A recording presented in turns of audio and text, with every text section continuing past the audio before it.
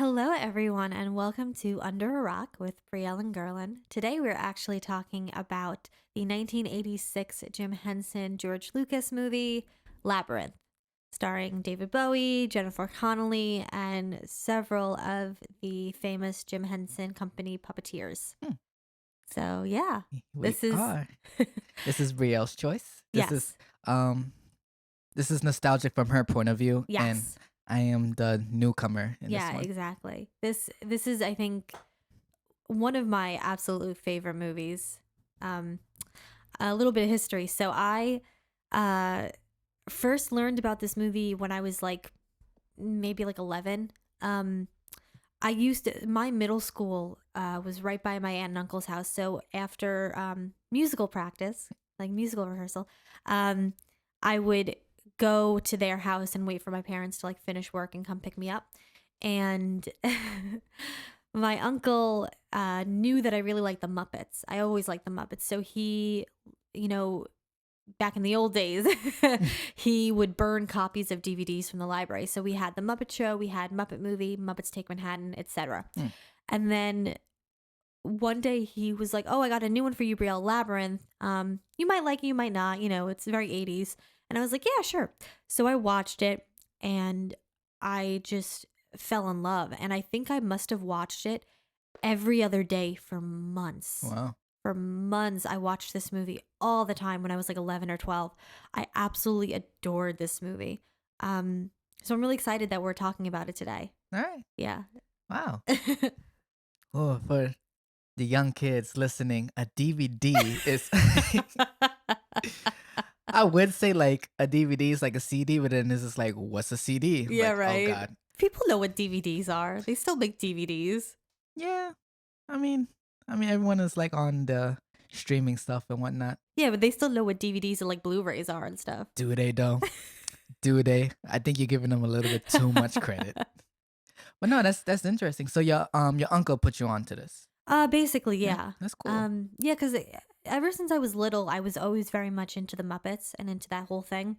I grew up watching, Barney and Sesame Street, so Hmm. puppetry was always kind of a part of my life.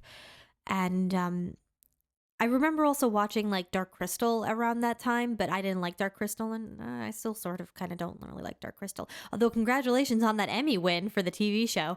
But yeah, so it was just like the natural progression, like, oh, well, try this Brielle, now try this Brielle. And I was the perfect age for it. And it just intersected with my interests so much. It was a perfect movie, like for me to watch at that time. Okay. Yeah. And you said he was 11. 11 or 12, 11 or 12? something like that. Yeah. Okay. So if you was 11 or 12, I was 3. 11 minus 3, 8. So 8 and 9 I was. I didn't even know this movie existed. Yeah. I mean, why would you? Then It's like a cult classic from the 80s. Why would you know about it? okay. So it's not like a well-known type thing. I mean, not really. Okay. No, I mean, in terms of like numbers, I don't know how well it did. I don't think it did that well. I think, the people who saw it when it came out were like Jim Henson fans or David Bowie fans or people who really liked fantasy. But it was marketed as sort of like, maybe not like a kid's movie, but it was marketed as like a family movie. So like random adults probably wouldn't have gone to see it. I don't know if it did that well because after this and after Dark Crystal, like Jim Henson really didn't do any other like movies like this again. He kind of just stuck to the Muppets, stuck to Fraggle Rock, things like that. So I don't know if this made the money that he was hoping for it, but it kind of has a bit of a cult status, like people, know about it even if they've never seen it. Okay. So, first watching this film, I hit play. It starts. I see the owl. I'm like, okay, what's the owl? What part is it gonna play? And then we see Sarah. She's reciting, I guess, lines from a book, right? From a play, yeah. Okay, it is a play. All right. Just a few details were a little hazy for me. It's okay. The movie's vague about some things. Like that's the point. Yeah. Very vague. through some lines of dialogue, I was able to tell like who's who. I was like, okay. I wasn't too sure if the woman was the stepmother or not, but then she was like, I'm the stepmother, blah, blah. I was like, is she actually the stepmother? But then I was like, okay, Yeah, yeah. yeah, So she is the stepmother. That's her dad. I guess he remarried or yeah. whatever. Um, I thought the dog was gonna play a role because like the dog seemed pretty important in the Well, he does beginning. play a role. He does? Yeah. Merlin is Ambrosius. Oh, it okay They're because both sheepdogs. it Yeah. was two different names. So I wasn't sure. Yeah. Like I saw the dog, I was like, "Is that Merlin?" But then she didn't like have any type of like, "Oh my God, Merlin, what are you Mhm. doing here?" type of moments. I was like, "Okay, maybe that's not the same dog." So this is where we kind of get into like schools of thought, basically. Mhm. So there are a lot of ways to view this movie. Whether like how you believe what happened. So either it all happened, it was all real, Sarah really went somewhere, you know. And then there's also the like it was all a dream and she was just imagining it, but you can't deny, no matter which kind of camp you're in, that everything in the underground is from her life. All of those stuffed animals are people that she meets, that music box is the dress that she wears, If you look even closer on her vanity, on the mirror, she has photos of her mother with her co-star, who happens to be David Bowie. Not David Bowie, actually, like just some guy who looks like David Bowie. Right. So all of these things from Sarah's life are in the underground. Like, isn't that a bit of a coincidence? And so it kind of plays into this idea that, the underground shapes itself around the wisher. So if Sarah was a completely different person, the underground would look completely different. Whether you believe it's a dream or it really happened, you can't deny that, like, she has a stuffed animal of a fiery, and then she meets the fireys. She has this like statue on her vanity of Jareth. Well, there he is.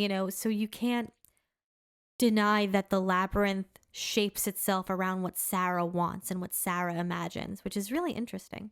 Okay. Because I only watched it twice before doing Okay. this episode. I did catch some of the things about the stuffed animals like being there, because when they went to her room and they were panning, the camera was panning and it was like focusing on certain certain items. Yeah. some of that I caught. I didn't know that the dress was the same dress on the And the little inside. like music box that she has. Okay. Yeah. When she was running to go home and the music started playing, I'm like, oh my God, this is so 80s. Yeah. With the saxophone and the guitar in the mix. I was like, this is so 80s. This soundtrack slaps. It is so good. Like David Bowie mixed with the orchestrations of Trevor Jones. So good. It has a really cool like medieval meets 80s. Like there's a lot of those like chimes and, kind of like those like medieval beats, I guess you could say, mixed with like synthesizer of the 80s. Like they really did such a good job of kind of combining those two elements to make the soundtrack, which just shapes the entire, or like not shapes, but it like just adds to the entire like film. Yeah, that it's funny you mentioned the owl in the beginning, because that's so 80s. It's like CGI, but it's not quite that good yet. It's getting there, but it's not quite that good yet. I thought that about the CGI Toby when he was like tossing. Yeah, well, that was just a doll. That was literally like practical effects. That was just a doll. That wasn't CGI? No, that was a doll. Okay. He just tossed a baby doll. That was practical effects, baby. Okay, gotcha. But yeah, I just think like this movie does such a good job of kind of like foreshadowing and calling back to the beginning. Like for example, when she's in the park and she's reciting her monologue and it thunders right before she forgets that line that she always forgets, and isn't it interesting that the one line that she always forgets is "you have no power over me." Yeah, but she basically, so her parents are like, hey, babysit your brother. And she is kind of angry about that, because all she wants to do is like play in the park and like, put on costumes and things like that. And she is a bit of a spoiled brat. I mean, Sarah really is annoying, and especially in the beginning. And, she really has to learn about, compassion and responsibility. And that's what she does in the course of this movie. She learns that. But in the beginning, she's kind of a brat. She's really, I mean, she's like 15. So, She's very dramatic. Yeah. I'm just thinking in the beginning, I was like, is she always acting? Because when her dad was knocking on the door, said we're about to leave, be back at midnight. And she just like, oh, you really want to talk to me, didn't you? Barely knocked down the door. And like she runs to her bed, she Yeah. flops. And then she's like, I hate it. I hate it. Someone's been in my room. I was like, is she always like a drama queen? Like Yeah. just That's was, just who she is at this point in the movie. Um, and so she goes into her brother's, well, it's technically her parents' room, but she goes to see her brother and he is crying. mhm. And fun fact, the baby who plays Toby is the son of Brian Frode, who created all of the like original artwork for the movie. Like he was one of the people that worked with Jim Henson to create the concept of the movie. And Toby Frode is also now like a puppeteer. He Really? worked on the Dark Crystal TV show. It's like a whole family thing, yeah. Wow. And his mother worked with, Jim and everything on Labyrinth and other projects. So yeah, Brian also worked with Jim Henson on the original Dark Crystal movie. So yeah, they're like, it's like a family affair. They're like all involved in puppetry. Yeah, he started as a baby in Labyrinth and now he's making the Dark Crystal TV show. Way to keep it going. Yeah, right? Does he have any kids? I don't know. No? I don't know. He might, for all I know, but I don't know. Okay. Yeah, just in case people didn't know that. And his name was actually Toby, like, which makes it easy. Okay. That's a fun tidbit. Yeah, because it's hard to work with babies, But anyway, Toby is crying and she doesn't want to babysit him. So she wishes him away to the Goblin King. She says, I wish the goblins would come and take you away right now. And the goblins take Toby away, and she meets the Goblin King, and he basically says that she has 13 hours to go through the labyrinth and find her baby brother, or else he is going to turn Toby into a goblin. And the whole movie is just her kind of going through the labyrinth, but there's more to it. It's a lot about self-realization and actualization and understanding, and she meets a lot of fun and cool characters along the way. There was something about when the Goblin King came, and just on David Bowie's part, I just love his voice. Just the way, and it was just one specific line, the way how he said, I have a gift for you. It could be yours. The line when he was just like, then forget the baby. Like the way he just like pronounced, I don't know. I was just like, ooh, I love his voice. Like that I rewind a few times. Yeah. David Bowie is a A+ in this movie. Yeah. Definitely like the music. When there was just some things I was first viewing it, and the second time I caught things after. But first time viewing it, the first viewing, as she's going through the labyrinth, there were certain things I wasn't sure if I should pay attention to, like when she met the worm, and the worm kept saying, "Come inside." I was like, "Oh, is this like a trick?" No. Like, no. Nah, he's just a worm. Hello. Did you say hello? No, I said hello, but same difference. I love that worm so much. I love every character, but I love that worm. I wanted to meet the missus. Yeah. Next time. I mean, I think something that's also really cool is that this movie has great visual effects, and a lot of them are practical. It's not a lot of like CGI or computer generated. A lot of it are just practical effects, like sight gags. Like something really cool if you watch the like behind the scenes featurettes, when she's running down that first like long stretch, it's a forced perspective. So at the very end, it's like this big. It's like really, really tiny. Like you can see an eyeball. Like at some point, it stops being something she can run down, and it just to make it look like it goes on forever. Forced perspective. Okay. Yeah, it's really cool. Yeah, the whole thing with the labyrinth is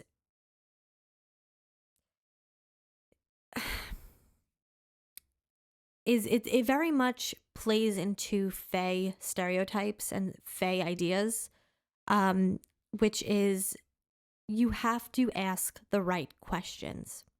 You know, Mm. that's like so important. And in the movie, they even say that. So with Sarah, she has to learn to ask the right questions. And like when she meets Hoggle, he says that too, because she goes like, where's the door? And he goes, what? And she goes, where is it? And he's like, where is what? And she's like, where is the door to the labyrinth? And he's like, what do you mean? And then she has to ask the question the right way to get the help that she needs, which is very much a Fae thing that happens in a lot of those stories. But I also think it's just a valuable lesson in general that you have to learn to ask the right questions to get what you want. Yeah, it's just that's kind of the thing. The labyrinth kind of not only does it acquiesce to her imagination, but it also forces her to acquiesce to it, you know, and its rules. I also just want to like point out the set design is absolutely amazing. Oh yes, like all that glitter everywhere. Oh, love it. Set design is amazing. Something also that is really interesting about this movie, and it starts from I think the very beginning, is this movie seems to take Sarah's fantasies and her dreams and just introduce reality into them, like kind of harshly, and I like that a little bit. For example, when she is in the bedroom with Toby and she's like telling that story, like that whole fairy tale, like, oh, but the king of the goblins had fallen in love with the girl, and she said, Goblin King, wherever you may be, take this child of mine far away from me. Yes, I can quote this movie. And then nothing happens, and then you see the goblins and they're like, all she has to do is say, I wish. Like, Sarah has all these ideas about what is in this fantasy, what is in this like magical world, and it's so much simpler than that. She literally just has to say, I wish someone would take my brother away. Like, that's it. And I feel like that happens all the time. Like when she meets Hoggle and the fairy bites her and she's like, ow, you know, like I thought fairies were nice. And he's like, no, they bite people. Like reality just insinuates itself into her fantasy over and over again. And I think it causes her to, you know, take a second look at everything, you know? Yeah. I didn't think about that. Like later on, when they are running from the cleaners, that like big machine, and then we look at the back of it and it's just two guys on a bicycle, and it's like, oh, the reality is so much more mundane. I mean, it's still obviously a dangerous machine, but the reality is so much more mundane than what it actually looked like, you know? Like it looked so scary. It looked like it was this huge machine and it's just two guys on a bicycle. Like, you know? And it was going slower as it was passing by. Yeah. But when they were running away from it was seemed like crazy fast. Yeah. Also like, oh, David Bowie's entrance with that shadow as it grows and like with the makeup and the glitter and like the wind. Oh God.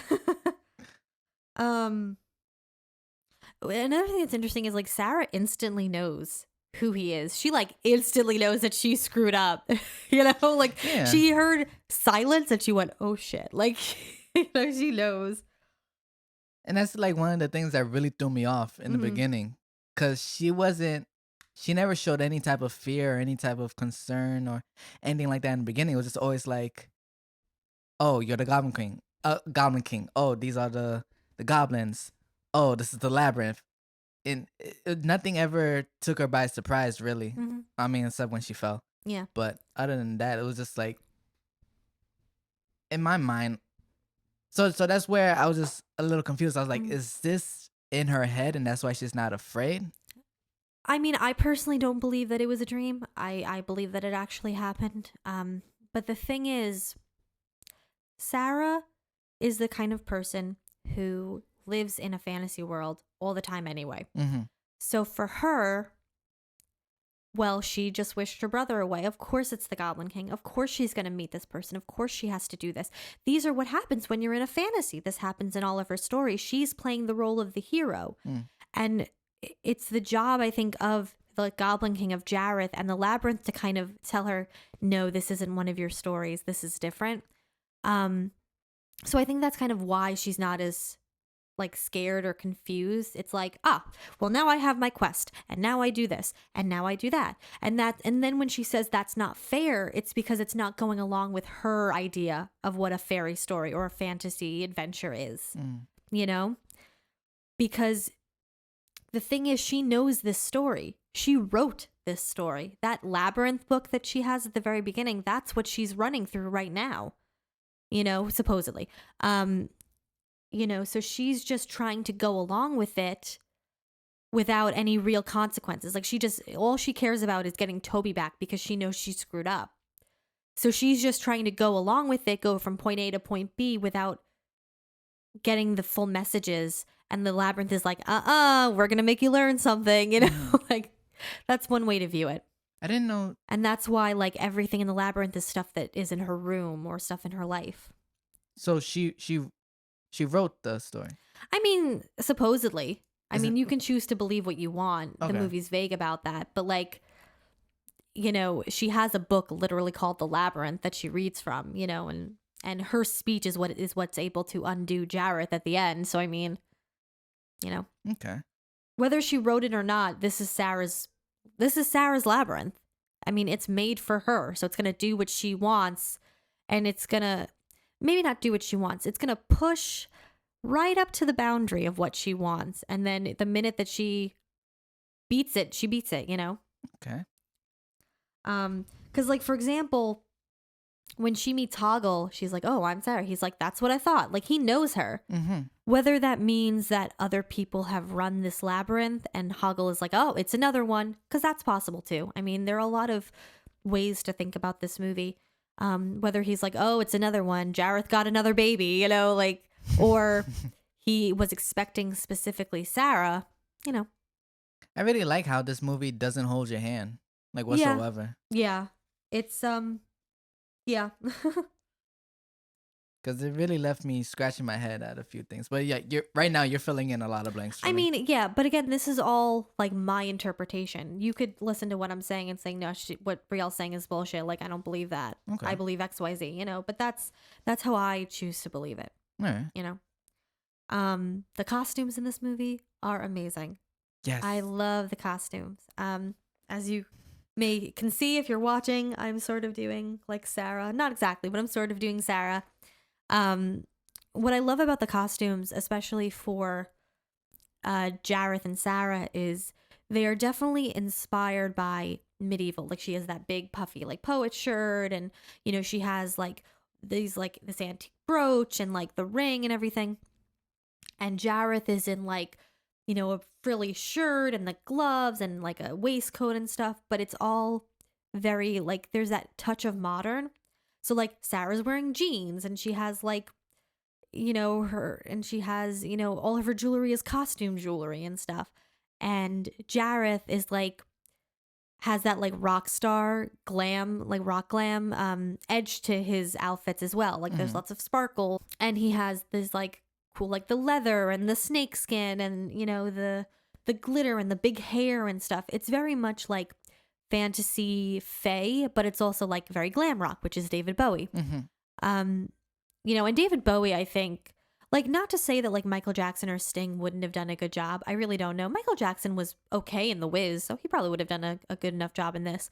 But I think David Bowie was so perfect for this part because he already looks kind of otherworldly. Like, he has those 2-color eyes and, you know, he just has that air about him. I think he really does a good job as Jareth, as the Goblin King. I never watched The Wiz, but I always hear that Michael was like the star of that. I mean, I think it wasn't that he was necessarily a good actor, but he definitely was just so charming, and, you know, he has such a presence that he's really fun to watch in The Wiz. So this is my favorite movie, and I love it, but it is not a perfect movie. I don't even know if I'd say it's a particularly good movie, you know, like, there are issues with this movie. I think ultimately this movie could have maybe had another rewrite or two of the script. I think the movie would have benefited from someone like working with David Bowie on the music. Not that it's bad, but I feel like he wrote the songs as a musician, Mm-hmm. as a singer, as a, rock star. But I think in doing that, the music loses a little bit of clarity that would otherwise be there if someone who writes music for like musicals would have done it. Because I'm not saying that I wanted everything to be spelled out ABC, but I feel like a little bit of clarity might have made the songs better in terms of telling the story. Mm-hmm. Because the songs are great, the music slaps, and they definitely add to the atmosphere and the mystery and the fantasy of it. But I feel like just a little bit of less metaphorical lyrics might have been better, just one or two. That's my opinion on that. I thought like watching it, I was like, oh, we're in a David Bowie music video now. Yeah, a little bit. That's the only issue, that they're great songs and you can tell that David Bowie put a lot of thought and effort into them, but it kind of feels like a David Bowie music video and not like a continuation of a plot. Mm-hmm. That's my issue with it, Yeah, I get that. I love that the Labyrinth doesn't like cheaters. No. It doesn't like cheaters. It doesn't like when you don't go along with the story, Like, I kind of view the Labyrinth as like, we're doing all of this for you and you're trying to cheat? No, bad Sarah. We're going to change your arrows. So she's traveling along through the labyrinth. Time passes. Dance, Magic Dance. Great song. And she comes across the guards, the blue guard and the red guard, and they have a riddle for her. To this day, I do not understand that riddle. I understand that there is a way to figure it out, that it involves like the way that you ask the question will tell you who's lying and who tells the truth. But to this day, I do not get, I just can't get it. I can't wrap my tiny little brain around it. Like, I can't do it.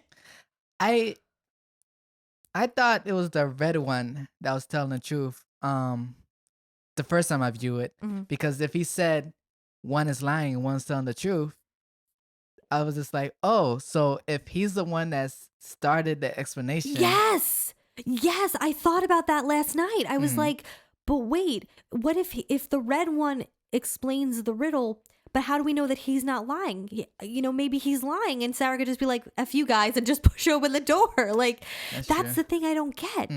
Because obviously one of them has to explain the riddle. So wouldn't the one who's explaining the riddle be the one also telling the truth? Right. And but also sometimes with this riddle in like stories, when you hear about this riddle, you're only allowed to ask one question. However, in this movie, all they say is she can only speak to one guard. She can't speak to the other one. So I don't know why Sarah didn't go like, what color is my shirt? Oh, it's white? Okay, so you're the one who's telling the truth. Like, she could have done that. They didn't say that she could only ask one question. They just said that she could only ask one guard. That's true. Loopholes. Although the Labyrinth might not have liked that, but still. And now that I think about it, it was the bottom heads that said it. And then the bottom heads was like, no, ask the top heads. No, but the top heads explained the riddle. Okay. Yeah. Because I was wondering, I realized that too. I was like, wait, but he explains the riddle. Wouldn't he be telling the truth then? Yeah. Unless that's the one thing that he can only tell the truth about. Which, like, loopholes. And then, but in the end, doesn't matter. Because Sarah says it's a piece of cake. And whatever Sarah says, it's a piece of cake, stuff happens. So maybe she was right. Maybe that door would lead to the center of the labyrinth. Maybe she was on the right path. But I think because she said it's a piece of cake, the floor went out from underneath her, because the labyrinth was like, no, you can't think like that. It's not a piece of cake. You have to take things as they are. You can't take things for granted. Which is another message of the film, that you can't take things for granted. So then she falls into the like shaft of hands and everything. This is probably my favorite part of the film. Because I just thought it was so creative of how they use hands to make faces. In so many different ways. Like they did this. Oh, this is a podcast. People are watching it. People are watching. They put their hands together like vertically. They put their hands together horizontally. They had two set of hands on top, with another set of hands Yep. on the bottom, making the mouth like that. I was like, oh wow, this is so cool. They did one with a mustache. I was Yep. like, wow, bro. Like this was my favorite part. Yeah, it really is the marvel of puppetry. It really, really is. Yeah, and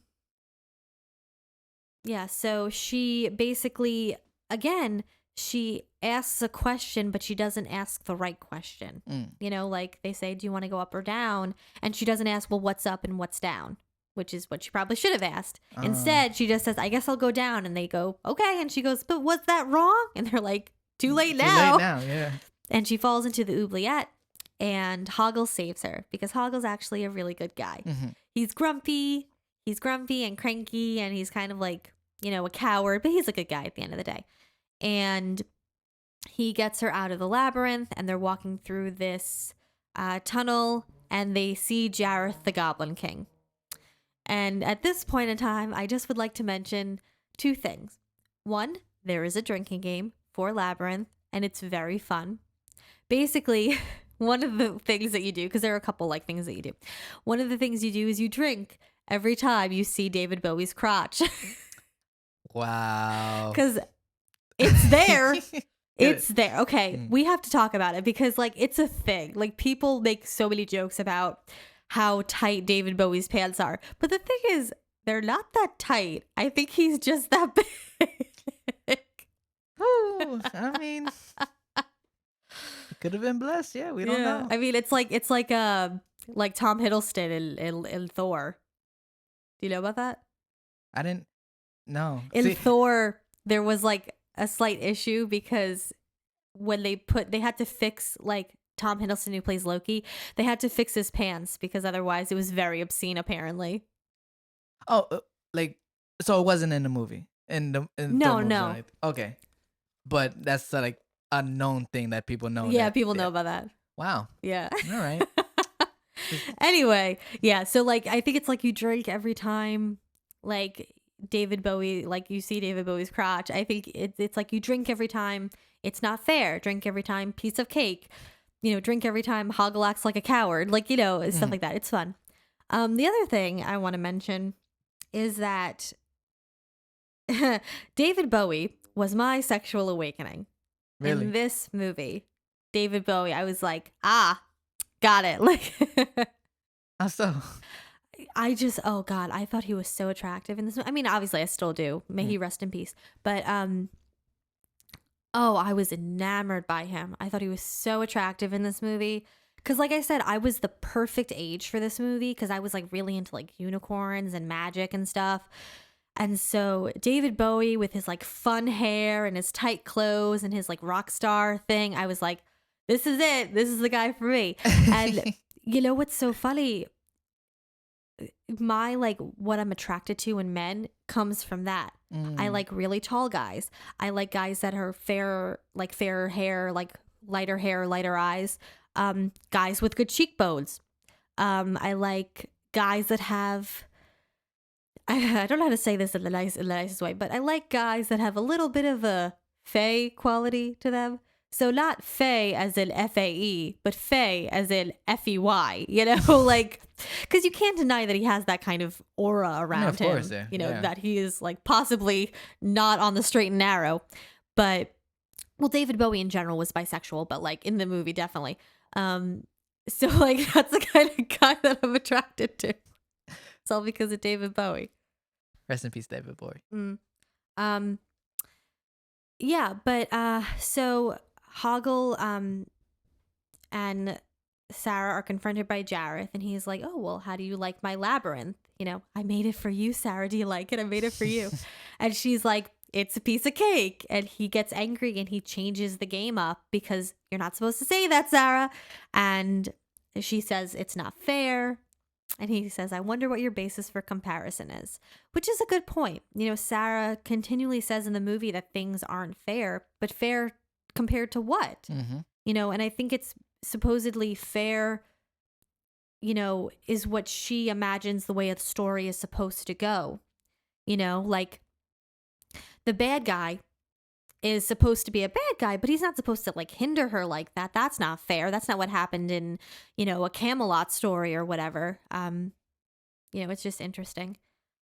And then they get out and they meet that like wizened old man with the funny hat. And again, I think it's reality breaking through the fantasy, because in a true fantasy adventure story, that old man would have given them really poignant advice. Mhm. He would have been very helpful. But in this one, he gives them advice that like you could find in a fortune cookie. It doesn't do anything for her. It doesn't help her in any way. It's bullshit. Right. Because sometimes life is bullshit. Sometimes you ask people for advice, people who you think are wise, and they're not wise. They're just old, like, life isn't a story. Things don't go according to what you think they should be. Sometimes people just tell you stuff to tell you stuff.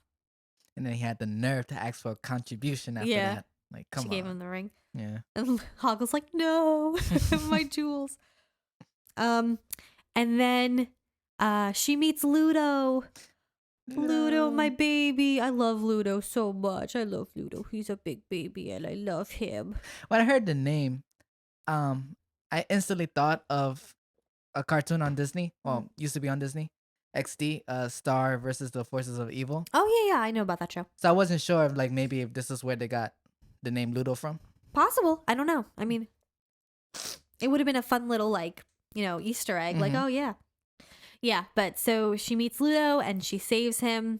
And since Hoggle ran away, they decide to venture forth to find the center of the labyrinth and get to the castle and save her brother. And and I love I love the next scene with Hoggle and Jareth because of that like stone formation. And then Jareth is right there. Like Jareth has eyes everywhere in the labyrinth. And I think that's really interesting. And that's just a fun like little sight trick, like sight gag with the rocks. I caught his face when, what was it? When she fell down? It was the scene when she was falling. I'm not sure if it was the hands or somewhere else. But like his face was in the like crevice or something. Oh yeah, probably. I don't know which time it was, but I definitely believe you. Yeah. So Jareth gives Hoggle a peach, which is very much like pomegranate Adam and Eve references, like, oh, you're gonna make her eat something, okay. And then they fall into the bog of eternal stench, which is such a boy thing. Like, it's such a boy thing. This movie was made by boys. All the fart jokes. Yeah, all the fart jokes and everything. It is really funny. Like, it's a funny scene though, to like when they go into the bog of eternal stench. And you meet Sir Didymus, and I love Sir Didymus. He's so funny. And that's where Merlin is. Merlin is his dog Ambrosius, his like noble steed. Right. Something that's I think really interesting is that all of the three companions that Sarah has, Hoggle, Ludo, and Sir Didymus, are almost like they're partly, I think, facets of her own personality. And I also think they're like kind of like things that she needs to learn. So for example, Hoggle is Sarah's, I think, attitude, her selfishness.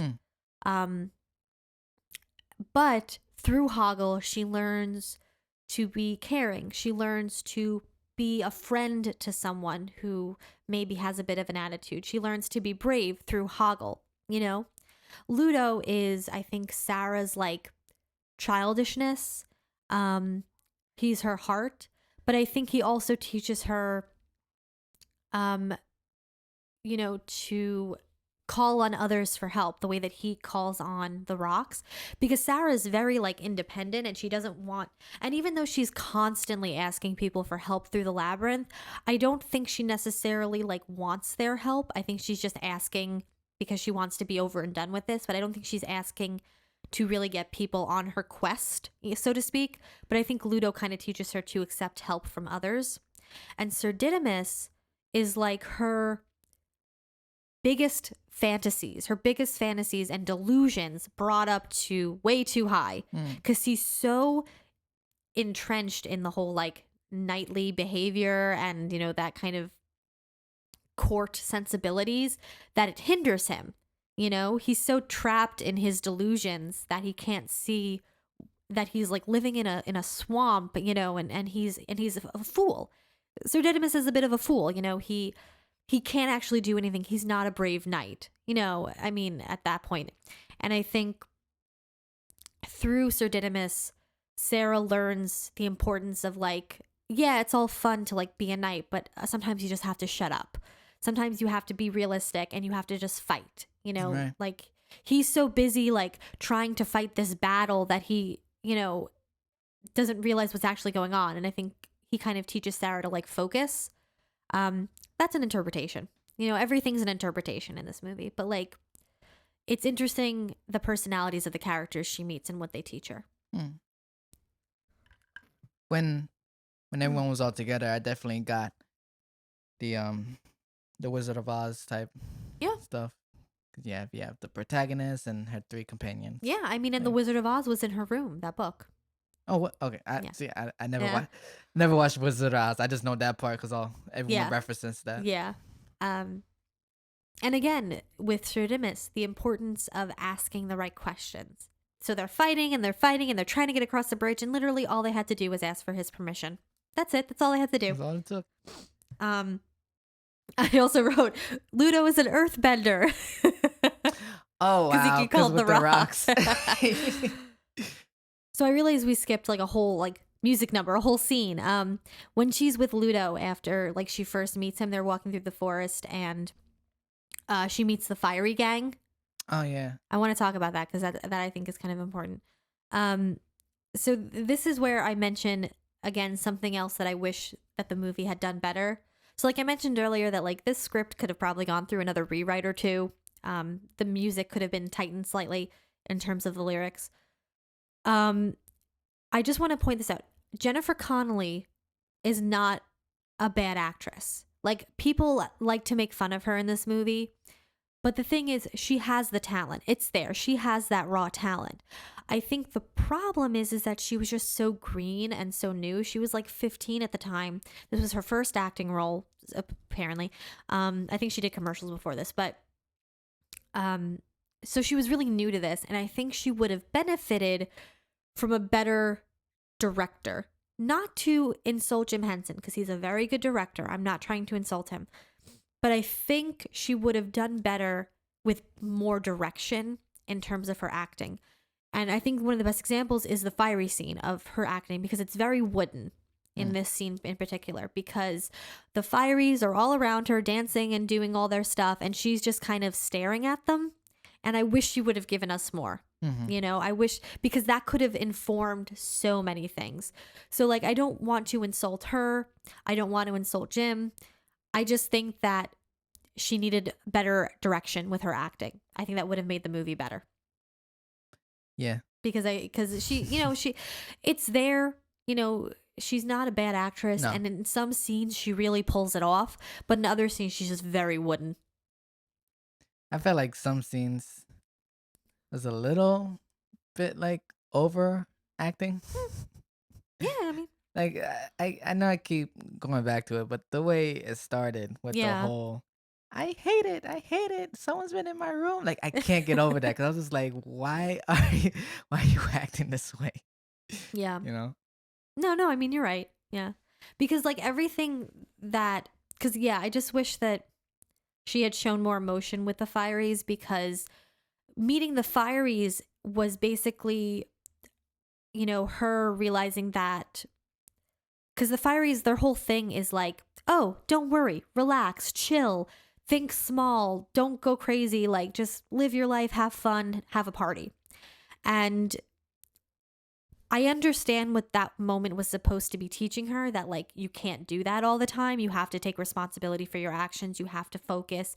You have to be serious sometimes. But I wish that we would have gotten more from her where she's like actively like, oh, wait, actually, no, I do want to relax. I don't want to worry about my baby brother. I want to have fun. I want to play with my toys and my costumes, because that's what she wants to do at the beginning.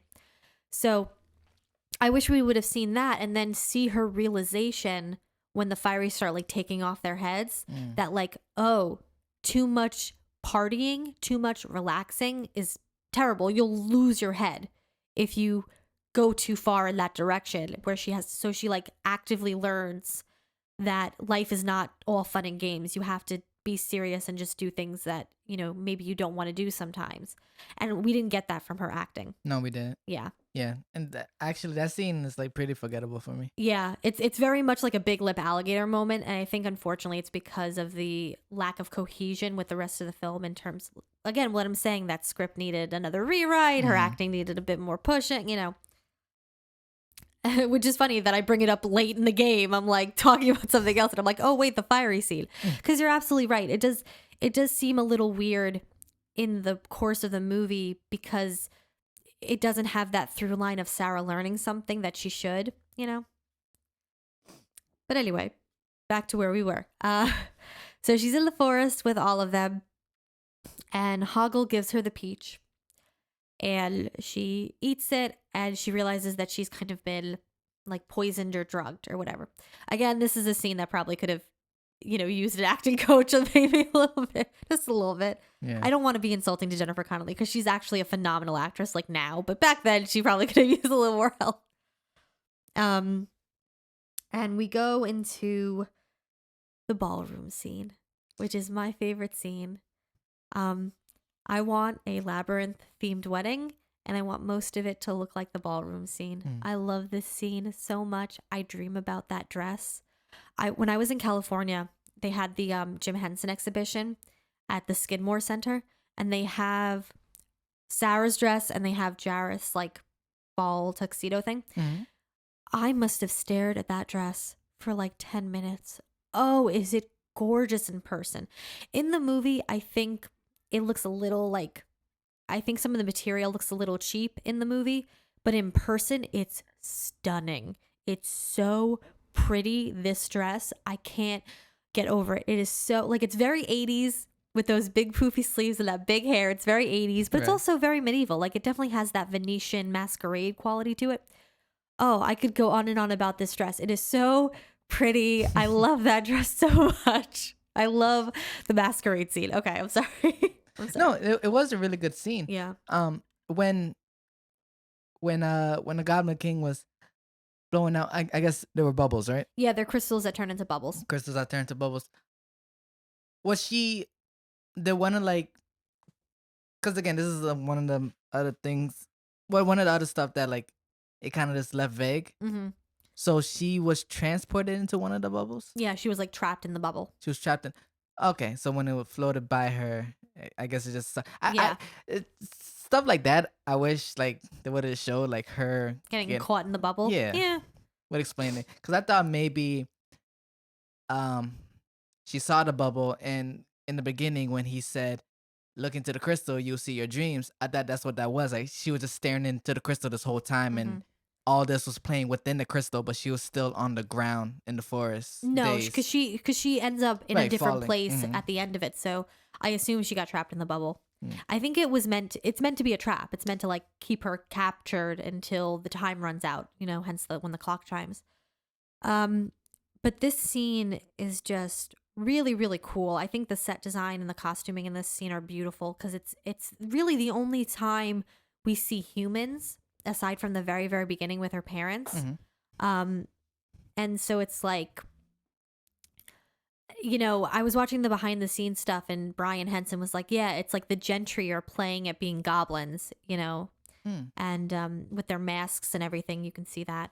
I love this scene. The only thing is with this scene is I don't understand what its purpose is because, again, in the behind the scenes, Jim Henson says that this ballroom scene and this like adult world of like romance and dancing and everything entices Sarah, but it also repels her because she's not ready for it. She's only like 15. But the thing is, if that's true, fine. But like, what was the like foreshadowing to that? Because everything else in this movie, we have foreshadowing to. You know, like she has to learn to grow up. She has to learn to put away some of her childish things. She has to learn to take responsibility. She has to learn to accept life for what it is, that it's not fair. But never in the movie before the ballroom scene does Sarah say that she wants to be treated like an adult. She wants to, Yeah. you know, have an adult romance. She wants to like do this and do that. So it's weird that like, you know, they like put her in this bubble and it's meant to like entice her, but it also repels her and it makes her realize she's not old enough for that. Well, she never wanted that in the first place. So I don't know why you need to tell her that she's not old enough for that. So that kind of confuses me. I guess the only way that I kind of can justify it in my brain is that this is just the next part of the story. Well, in every fantasy story, there's always a ball where the prince meets the princess and they fall in love. That's what happens next. She's the lead in this story. And then she gets there and she's like, oh, wait, I don't want this. I don't want this kind of life. I'm not ready for this kind of, you know, romance and the intricacies of being an adult and being looked at and being judged. And so that's why she like runs when she realizes that like he's trying to trap her in something. So that's kind of how I justify it, I guess. At first I thought the Goblin King was meant to be like her love interest. Well, he is. He is meant to be her love interest. But before people go crazy and they're like, oh, but he's like 40. He's her love interest because Sarah expects him to be the love interest. Mm-hmm. Not necessarily because he wants to be or because like Jim Henson was like, that's a great age difference. I think it's because in the very beginning when she tells that story, the Goblin King fell in love with the young maiden. Yes. So Sarah expects him to. Sarah expects him to try and woo her. That's his job in the story. You know, so there is definitely a romance aspect to it. It's definitely a little predatory. I think that's the point. You know, whether or not he, you know, would actively be interested in her if it was not kind of written down for him to be, I don't know, but yeah. All right. Because like that little it weirded me out just a little bit. Yeah, there's definitely supposed to be like a love kind of plot in that scene, you know. The way she gets out of the bubble, I thought that was cool. Yeah. She grabbed a chair and boom. I just love how everyone reacts to the world falling apart. Mm-hmm. I was like, and everything. I was like, oh, this is, and the way they were able to like make the whole room shake, and Mm-hmm. I thought that was really a really cool effect. Yeah. And very well done. Yeah. So yeah, I mean, yeah, the ballroom scene is like the one thing that I don't really understand what it was trying to teach her, except maybe it was trying to teach her that like, oh, you want a fantasy? Well, these are the parts of a fantasy, honey, and if you're not ready for it, then get out. Mhm. You know, like you know, I guess maybe. And then she ends up in like this like junkyard basically, and she forgets why she's in the labyrinth. She forgets what she's doing there, which is an effect of the peach. And Had a worm in it. yeah, was yeah, had a nasty. worm in it.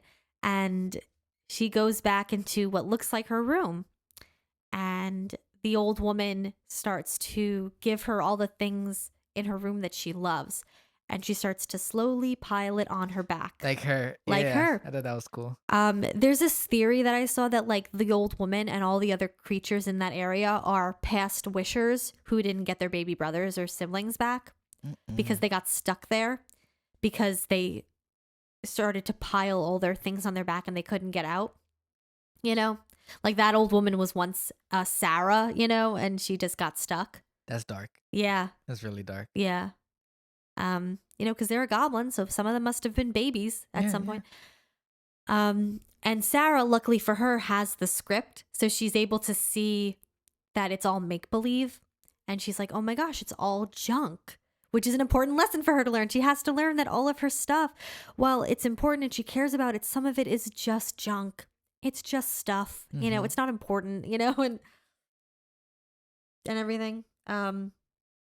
Yeah, so that's I think a really important moment for Sarah in the movie when she realizes that all of her childish toys are just that. They're toys. You know, she needs to grow up. She needs to, you know, realize what's important in life, you know? And she can't be stuck in the past and stuck in a dream, you know? And that's kind of hinted at in the beginning when the stepmother was all like, a girl like you should be going on dates and Yeah. everything, and she's Yeah. just like, ugh, I Yeah. can't do anything right. Yeah. And then she meets up with her friends again. And they're at the goblin city, and they like storm the gates. And I love that Sir Didymus is like, wake up, let us in. And she's like, Didymus, be quiet. Shh. And he's like, am I still a brave knight? Yes, of course you are, Sir Didymus. Like, it's so cute. I like how after that he's just all like, well, all right then let's. Yeah. He still gets loud after he Yeah. asks that question. And they fight this like animatronic that comes out of the wall, which was actually like one of the largest puppets that Jim Henson ever built. Like it was like so tall, and they had to make it with this really interesting material to make it look like metal and still movable. It's really interesting. And I love also that the whole time Sir Didymus is like yelling at his dog to come out and fight, and like he misses the whole battle because Ambrosius is like scared. I was like, same, bro, same. This scene really, this scene was an eye opener in the sense that today's movies are so fast paced and so fast moving.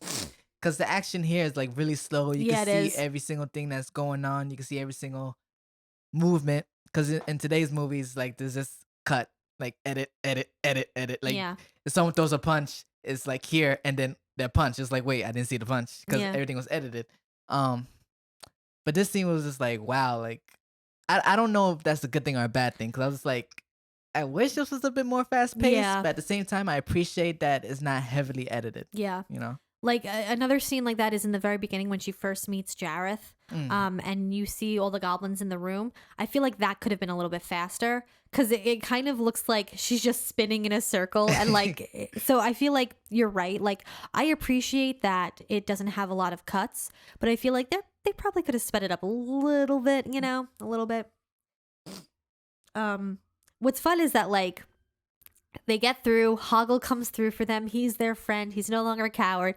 He says it's a piece of cake, and all the guards come. Like I just think that's really funny that he's the one who says it. Why would you say that? Mm-hmm.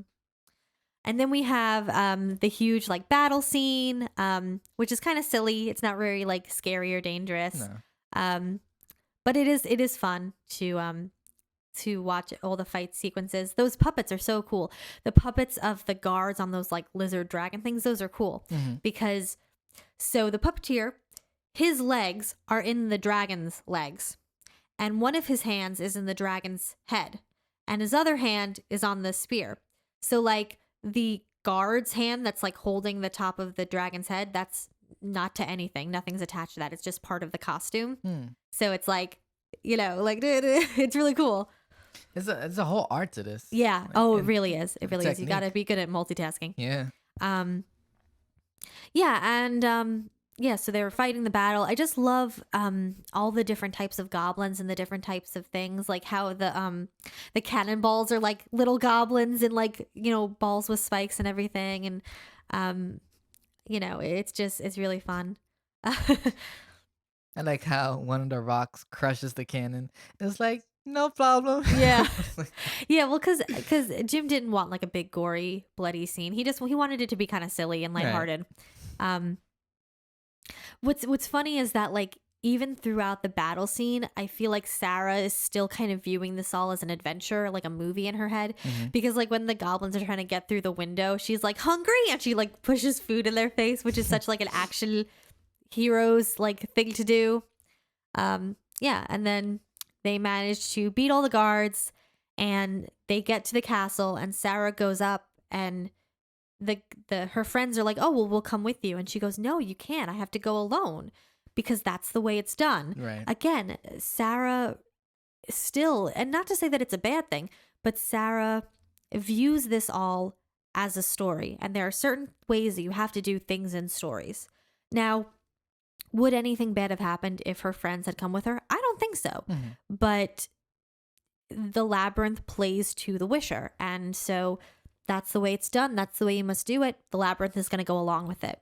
You know, because Sarah's like, this is the way that I have to do it. I thought it was sweet how they were just like, if you need us. Yeah. Should you need us? And so she ends up in an MC Escher room, which is so cool, which she has a poster of in her bedroom. She has an MC Escher poster in her bedroom. And there's Toby in his cute little red and white striped pajamas, cute little baby, not crying for once. Right.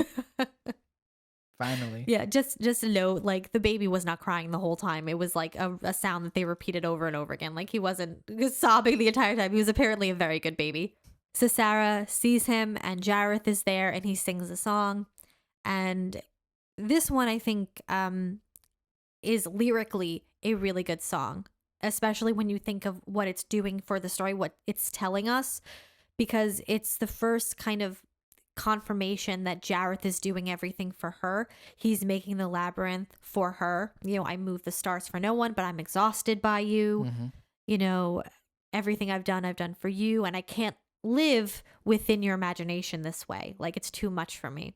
And you kind of see that Jareth, you know, does kind of care about her, and you know, she's kind of become his whole world because the labyrinth is her creation, so to speak. So I think Jareth can't help but be in love with her, you know, because that's what she wants, right? You know.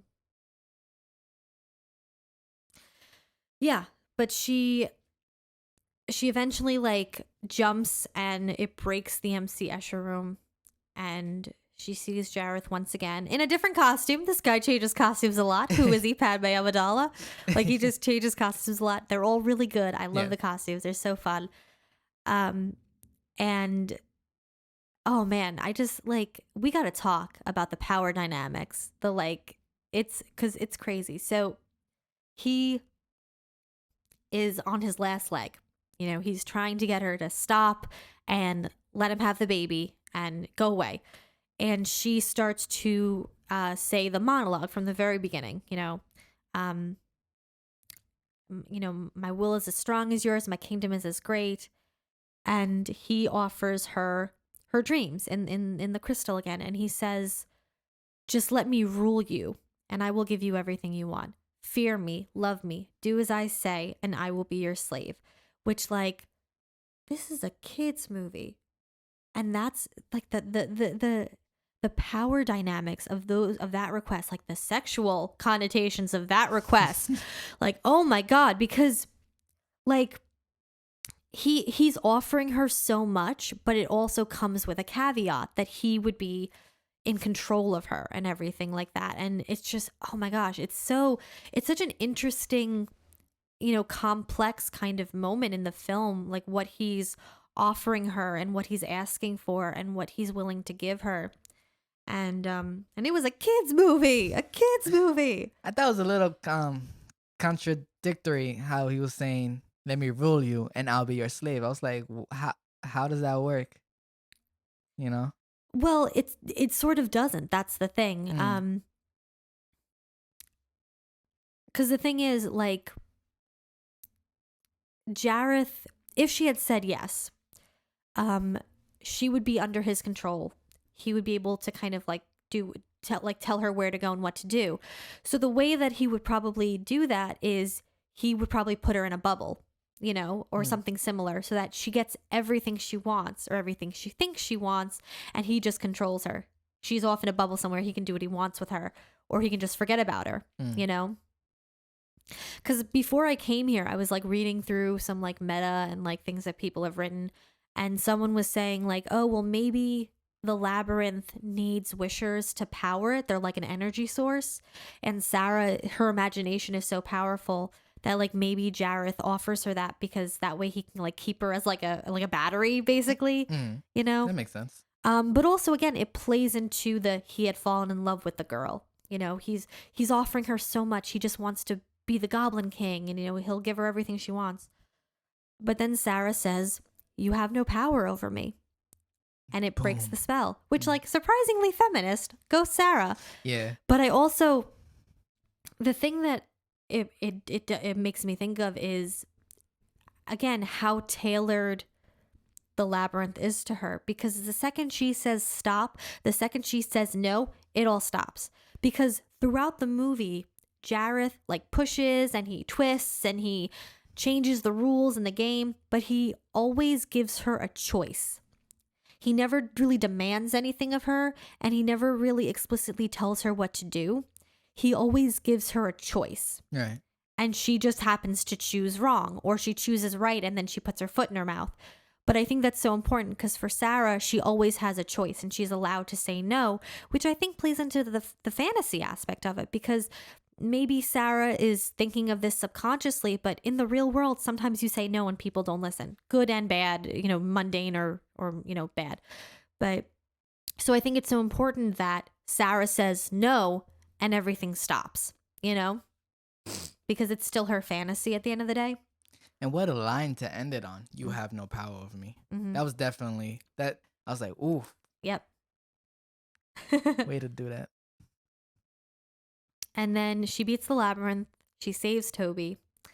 And she realizes that while she can keep her interests and keep her hobbies, that it's time to put away some of her things and that it's time for her to grow up a little bit. But should she need them, her friends, her imagination, her fantasies, they're always going to be there for her. And she can call on them whenever she needs. And they have a dance party. So I was waiting for the moment of her dad coming into the room. It's like, what the fuck is going on here? I was kind of disappointed that didn't happen because I just wanted a confirmation of whether this was real or not. Well, that's the thing You that know? plays into the was it all a dream or did it really happen? Yeah. Each is a correct statement, and each has evidence that points to it. I was like, if this isn't real, and the fact that she's having this whole dance party with these fictional characters, I'm like, she's gonna need a lot of therapy and later in life, because like, wow, Yeah. But overall, I thought it was an interesting film. Yeah. I was definitely questioning you a little bit while I was watching. I was like, what does Brielle got me watching here?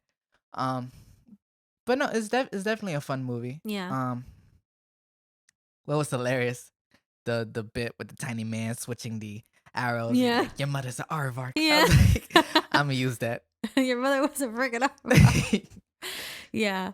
Well, it's stuff like that makes me remember who wrote the script, which is Terry Jones, who was of Monty Python fame. So some of those silly little bits are definitely from him. Okay. But yeah, like I said, I don't think it's a perfect movie. It definitely has its issues, but it's so, I think, beautiful in the way that it's, the set design and the music and everything coming together. The aesthetic of the movie is so great. And like I said, I watched it at such a good time because I was really in that. I loved unicorns. I loved magic. I loved fairies and stuff like that. And so it was the perfect age for me to watch it. And it just kind of imprinted itself like on my heart and on my brain. And it did that for a lot of people. It really is a cult classic movie. With the set design, I appreciated the fact that the back, it seemed like it was a painted thing. Yeah, there was a lot of hand-drawn elements in it. That I really appreciated. Because obviously today we just used a green screen. Yeah. I mean, there definitely were green screens. Like, for example, in the scene with the fireys, that was shot on a green screen so that the puppeteers could be dressed in like all black or all green and they would move them. But a lot of it is all practical effects. Because while it was the mid 80s and they had that technology to do stuff like with green screens and CGI and stuff, Jim Henson was always very much a practical effects kind of guy. And it shows. It shows in the movie his love for the work and his love for storytelling, A lot of P jokes. Yeah, like again, it was made by men, I mean. Like the fact that whatchamacallit. And when she sees Hoggle for the first time, he's peeing in the lake. And also in Goblin City, I only caught this because of the video that I watched. I didn't catch it when I was watching the film itself. Yeah. They pointed out the fact that the statues in the city. Yeah, where the water comes out, yeah. And then they had a chicken next to it, a cock. Oh. I was like, okay. I don't know if having the chicken there was like on purpose. Intentional? Okay. Chickens are very hard to control. Yeah, but I mean, I think it kind of insinuates that, and you see this with Jareth, that he kind of very reluctantly is the Goblin King. I don't think it's a position that he really enjoys. Like I think he enjoys the power of it, but I don't think he enjoys being the king of the goblins because they're all kind of dirty and Mm. gross and immature and stuff, you know. Um, Wait, was that the point of him like saying you remind me of the Babe? no, I just think that David Bowie kind of gives off that Oh, impression that like Jareth is kind of reluctantly the Goblin King. okay. Um, you know. I like how like they laugh when you think they're supposed to laugh, Yeah. and Jared is all like, "Shut up," and then he says something, and then he's just like, "Okay, now laugh." Yeah. I thought that was always Is a funny. textbook villain, a textbook storybook villain, you know, Mhm. which is great. Um, yeah, no, I really I love this movie, and it holds a very special place in my heart. And you know, yeah, because you know the thing is, like, I know I'm kind of like all over the place with my interpretations and my like speaking, but you really have to admire Jim Henson because he and Terry Jones and the other people who helped kind of come up with the story, Brian Froud and everything, um, it really is so creative. It really, really is so creative. Mhm. You know, it's amazing that he was able to kind of come up with this and actually make this movie, you know? Yeah. Gotta appreciate it. Yeah. Appreciate the art. All right. Alright. So, will you be watching this movie again? No, no, I will not be. It was definitely an experience. What if we play the drinking game? Will you watch it then? Maybe. I'm not much of a drinker, but like it has maybe, but just overall, it was a fun movie. But it was a weird movie. It was a weird movie. Yeah, it Like, is. It just definitely is a weird movie. very weird. And some of the timing and Yeah. again, it's just like extremely vague. Yeah. Well, But because see, that's the thing. I think so. Jim Henson, and I've noticed this with his other like non Muppet things, he was so creative. He was so creative in his thinking. He was so innovative. He was so, I think, overarching with his ideas, but he needed someone to kind of pull him back a little bit before he got too vague. Because unfortunately, you see that in Dark Crystal, you see it in Labyrinth, you see it in Tale of Sand, you see it in The Cube. Like he has all these really interesting ideas, but he is just not great at defining them and making them clear. And yes, there is a time and a place for things to be vague and for that to really, really work. But I think the problem with Jim Henson is that he was so creative and he was so, you know, he had such like, you know, big brain ideas. Not, and I don't say that to insult him, he had big brain ideas, but he needed people to kind of pull him back a little bit and say, okay, I see what you're going for, but you need to make it make sense, you know? And that's why I say like Labyrinth could have used another rewrite. And you see that in like Dark Crystal, like the world building is really interesting and like the lessons that the movie is teaching is really interesting, but it's very, very vague and confusing. And there's a lot of things that should have been clarified that weren't. They are clarified in the TV show, and that's why I like the TV show a lot better. But yeah, it's that sort of idea, you know. That's kind of like my feelings about this movie, that like it probably could have stood another like rewrite or two. All right. Yeah. That's a fair argument. I get Yeah. that. But you know, we have to accept the movie for what it is, and even with its issues, I still love this movie. You know. And I think one of the good things about it is that it is kind of vague and it is open to interpretation, because I've seen some truly interesting like meta analysis about this movie, and I think that's great, you know. If the movie had been more clear cut, we might not have that. So it's like a balance. That's true. You know. Yeah. Like I said before, I really do appreciate that it doesn't hold your hand. Yeah. So on that part is good. But yeah, definitely I won't be watching this All again. right. That's okay. That's okay. Believe me, I watch it enough for the both of us. Any final thoughts, remarks? No, just that I want my wedding to be like Labyrinth. I love David Bowie. Yeah, just I love this movie. it has a special place in my heart. Right. All right. Um. So I don't know how to end this actually. Yeah. Okay, so that ends this episode. Thank you for being with us today as we talked about Labyrinth. Next week will be a brand new piece of media again, and we'll see you then. All right. Thank you for listening. Bye. Bye.